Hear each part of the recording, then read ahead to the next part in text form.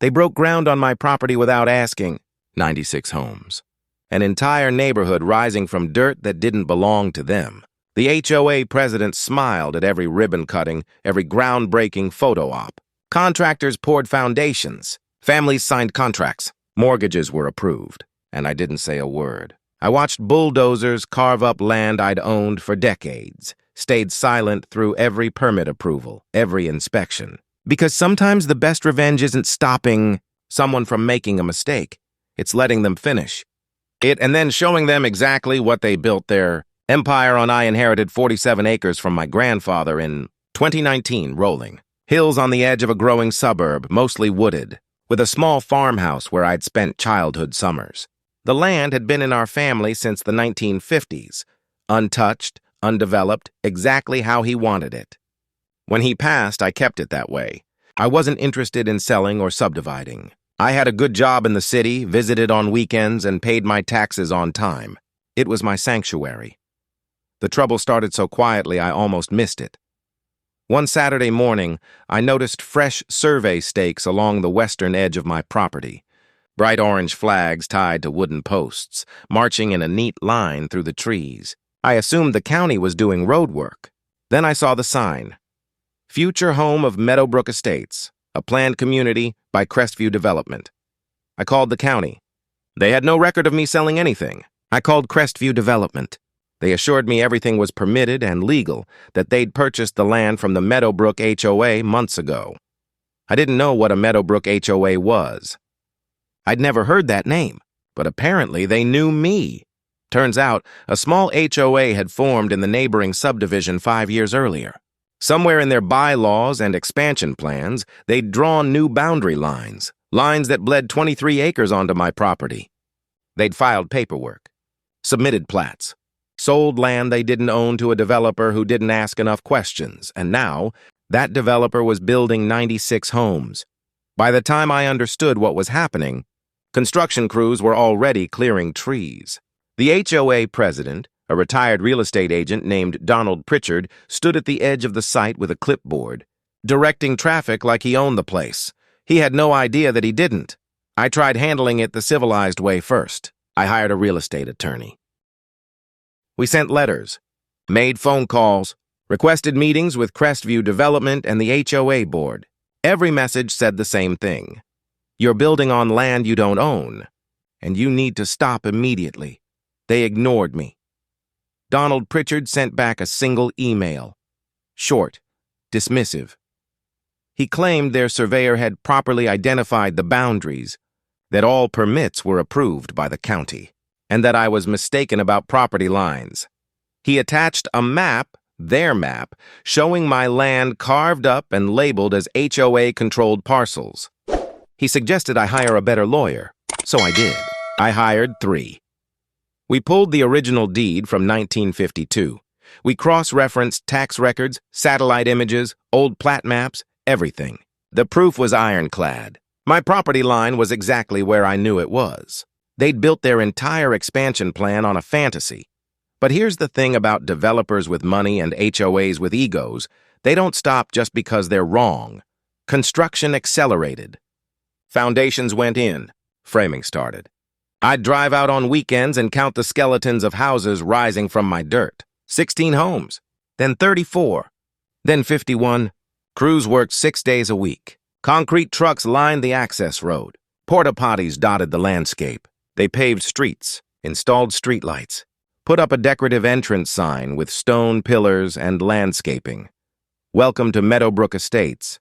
I took photos of everything. My attorney filed an injunction to halt construction. The judge scheduled a hearing 4 months out.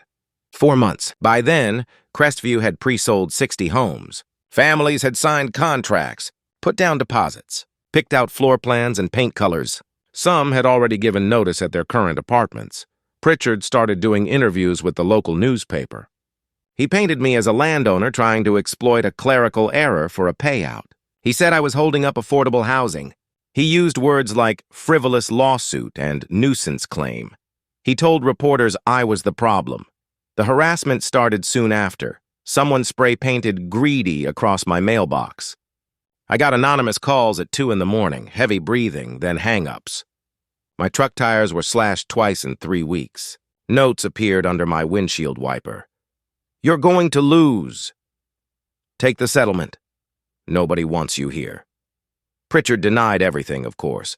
But at HOA meetings, ones I wasn't invited to but heard about later, he told residents I was trying to steal their investment. He said I'd probably settle once the homes were finished. That I was just posturing for money. He had it backward. I wasn't going to settle. And I definitely wasn't going to stop them, because my attorneys had explained something crucial. The longer they built, the bigger the problem became. Every foundation poured, every wall framed, every dollar spent. It all made their mistake more expensive, more permanent, more catastrophic, so I let them work. I documented every stage.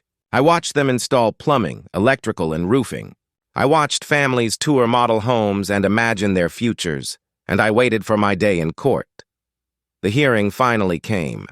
Courtroom C, County Courthouse, 9 a.m. on a Tuesday. Pritchard showed up in a tailored suit with 4 attorneys. Crestview Development sent their legal team and a senior VP. They had bankers' boxes full of permits, surveys, and signed contracts. They had PowerPoint presentations ready. They looked confident. I had one folder. The judge, a no-nonsense woman named Margaret Holloway, asked for opening statements. Crestview's lead attorney stood first. He spent 20 minutes explaining how this was all a boundary misunderstanding, that his client had relied on professional surveyors and county-approved documents, that stopping construction now would harm innocent homebuyers and cost tens of millions in losses. He called me unreasonable. He suggested a financial settlement and an easement agreement. Then it was my turn.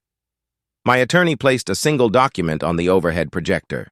The original deed from 1952 was signed by my grandfather. Clear boundaries, legal descriptions, tax parcel numbers that hadn't changed in 70 years.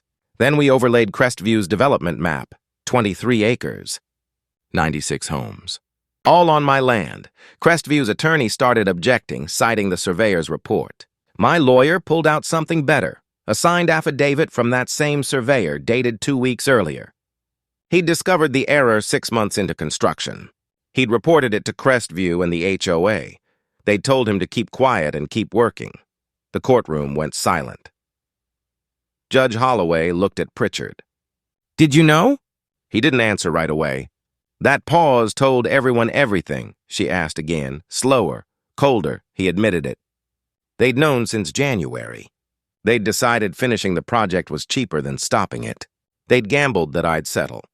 That I'd take a payout and walk away rather than fight a developer with deep pockets. Judge Holloway closed her folder. "You built 96 homes on stolen land?" she said, knowingly. Then she asked the question that ended everything. "Who do you think owns those houses now?" The ruling was swift and brutal. Judge Holloway voided every sale. All 96 homes. She declared the construction illegal from day one and awarded me full ownership of everything built on my land, the houses, the streets, the infrastructure, all of it. Crestview Development was ordered to pay my legal fees and damages. The HOA was fined for fraud and filing false documents. Pritchard personally faced charges for knowingly proceeding with illegal construction. The families who'd bought homes, they got their deposits back, but their dream homes vanished overnight. Some sued Crestview. Others just walked away, exhausted and heartbroken. I felt for them. They were innocent. But that wasn't my fault. That was Pritchard's.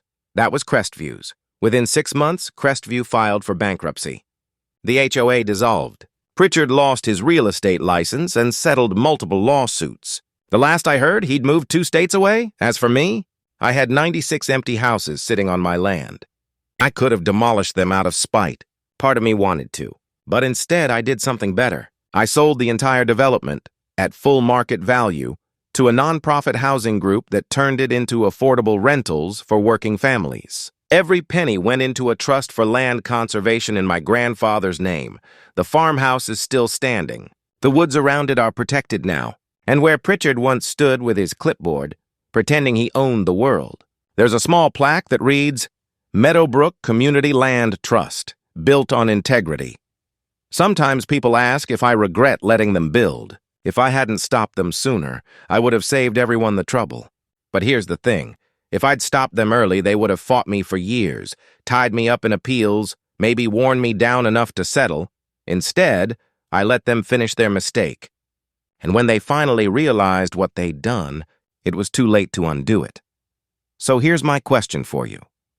When someone tries to take what's yours, do you stop them at the gate? Or do you let them walk all the way in, so everyone can see exactly who they really are? Everyone can see exactly who they really are?